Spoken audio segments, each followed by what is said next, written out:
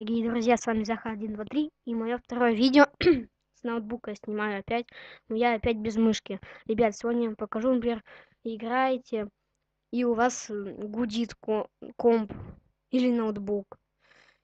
Я вам покажу, как решить эту проблему. Дальше, смотрите, нажимаем вот сюда на зарядку, вот. Дальше настройки яркости экрана. Дальше настройки плана электропитания, вот, экономия энергии.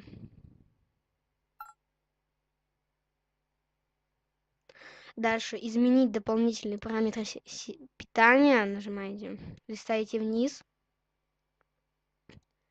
Управление питанием процессора. Нажимаем плюсик. Дальше максимальное состояние процессора. Нажимаем тоже плюсик опять. И, ребят, у вас здесь вот от батареи должно быть 100 вот здесь вот процентов. У меня 10. И от сети тоже должно быть у вас 100. Вы нажимаете сюда и убираете этот один нолик. Ну вот, допустим, у меня тоже 100, вы убираете один нолик, если у вас 100. Вот, и у вас здесь, и здесь то же самое. Вот так же, например, у меня 100 тоже, вот, тоже убираем один нолик. Вот, дальше нажимаем применить и окей. И вот, все, ребята, у вас не будет гудеть комп. Ну, может, и будет когда-то гудеть, но у меня так не гудит.